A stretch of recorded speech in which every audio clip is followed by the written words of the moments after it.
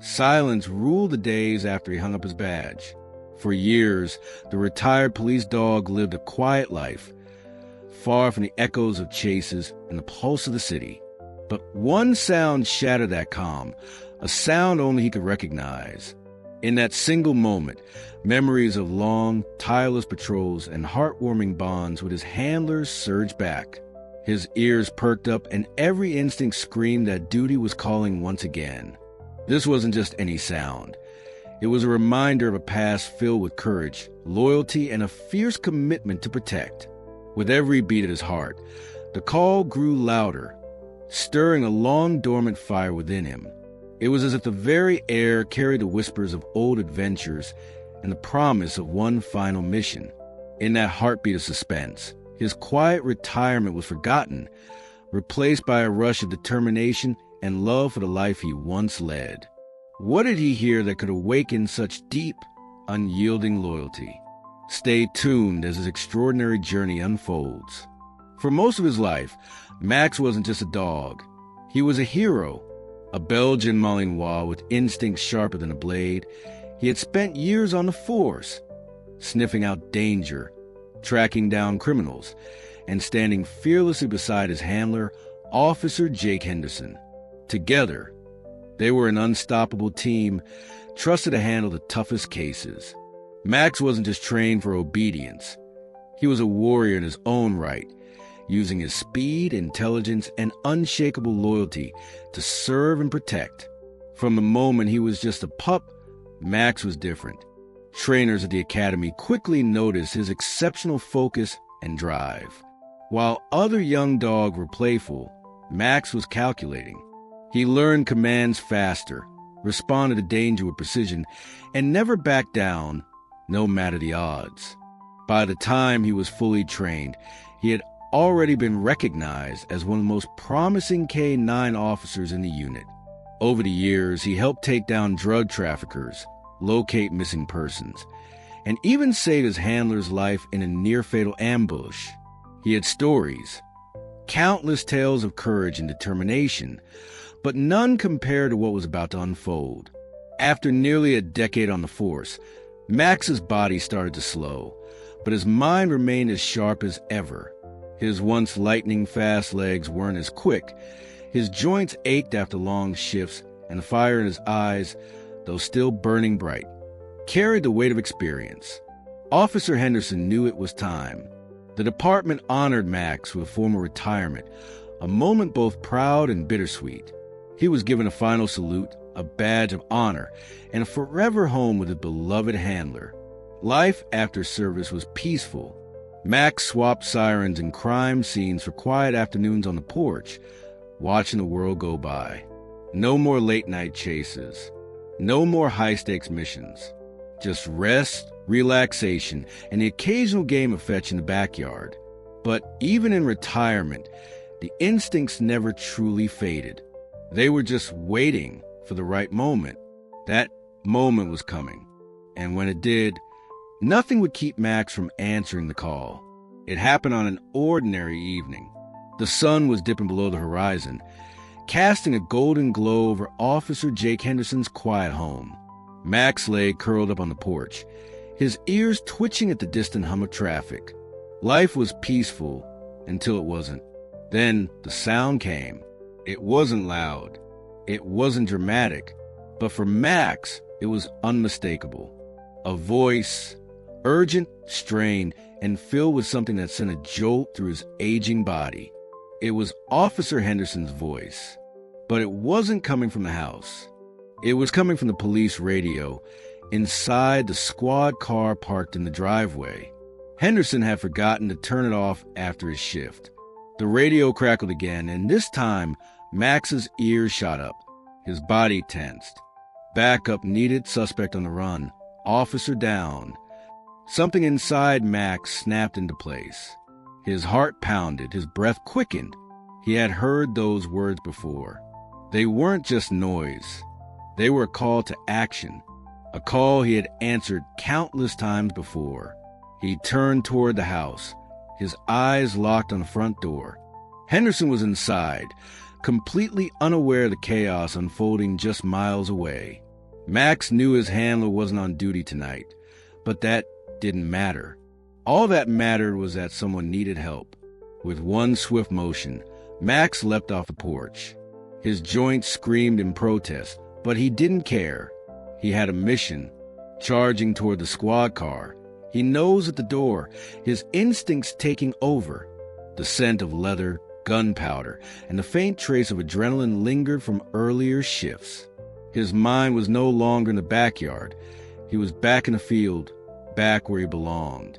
Then the sirens, distant but approaching fast.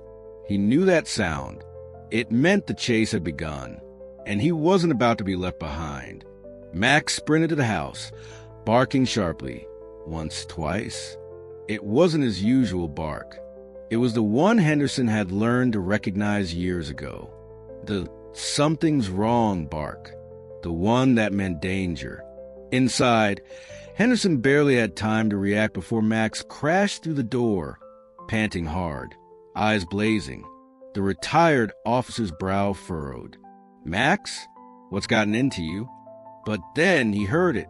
The radio, still on, still crackling. Suspect armed, fleeing southbound, officers in pursuit. Henderson's blood ran cold. He turned to Max, who was already standing at attention, muscles coiled, eyes locked on him. The unspoken bond between them surged back to life. Max wasn't just acting on instinct. He was waiting for the command. A command Henderson thought he'd never give again. For a moment, Officer Henderson just stood there, staring at Max. It had been years since he had seen that look. The laser-sharp focus, the unwavering determination. Retirement had dulled nothing. The dog before him wasn't the aging pet that spent his days dozing in the sun. This was Max, the police K-9, ready for duty. Henderson's heart pounded. Every rational thought told him to stay out of it. He wasn't on duty, and Max was retired. But deep down, he knew that neither of them could ignore this. A fellow officer was in trouble, and that was all that mattered. Without another word, he grabbed his keys, and Max was already moving. The squad car door swung open, and despite his years off duty, Max leapt into the passenger seat, like it was second nature. As the car roared to life, Henderson reached for the radio.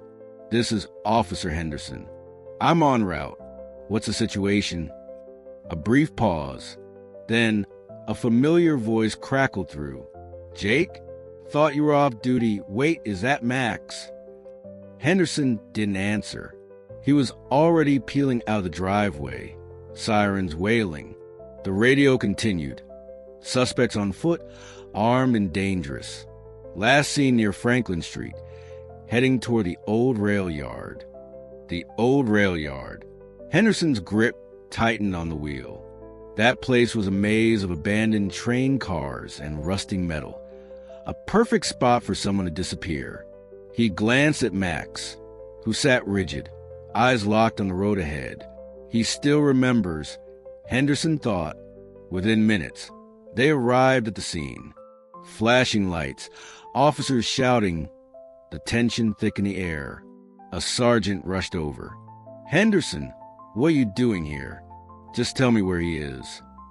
The sergeant hesitated, but pointed toward the fence. "He slipped through there. We're setting up a perimeter, but he's fast, and he's armed." That was all Henderson needed to hear. He opened the door, and Max was out in an instant. The officers watched in stunned silence as the old police dog took his place beside his handler. No hesitation, no doubt, just purpose.